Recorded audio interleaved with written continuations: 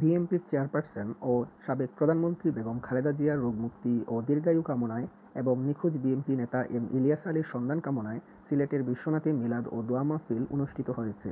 সোমবার ১ ডিসেম্বর সন্ধ্যায় বিশ্বনাথ পৌর স্বেচ্ছাসেবক দলের উদ্যোগে মিলাদ ও দোয়া মাহফিলের আয়োজন করা হয়। দোয়া মাহফিলে উপস্থিত ছিলেন বিশ্বনাথ উপজেলা বিএনপির ভারপ্রাপ্ত সভাপতি গৌস আলী, পৌর বিএনপির সভাপতি হাজী আব্দুল হাই, বিশ্বনাথ উপজেলা বিএনপির সাধারণ সম্পাদক লিলু মিয়া, পৌর বিএনপির ভারপ্রাপ্ত সাধারণ সম্পাদক শামসুল ইসলাম, উপজেলা বিএনপির সিনিয়র যুগ্ম সম্পাদক মোনায়েম খান, সাবেক যুগ্ম সম্পাদক কাউসার খান, সমবায় বিষয়ক সম্পাদক হাসান মাহমুদ রিপন, যুগ্ম সম্পাদক শামীম মেম্বার নুরুল হক,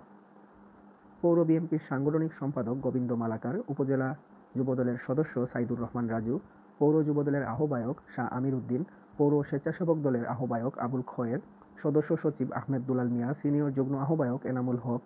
যুগ্ম আহ্বায়ক তসলিম উদ্দিন, আরশ আলী, এম এ গনি, সুজন মিয়া, বিলাল আহমদ, সদস্য সুয়েল আহমদ, শেবুল মিয়া, এমরান আহমদ। ১ নং ওয়ার্ড স্বেচ্ছাসেবক দলের সদস্য সচিব শরীফ উদ্দিন, ২ নং ওয়ার্ড সদস্য সচিব শাহাবুদ্দিন, ৩ নং ওয়ার্ড আহ্বায়ক কয়েস আহমদ, ৫ নং ওয়ার্ড আহ্বায়ক রূপা মিয়া,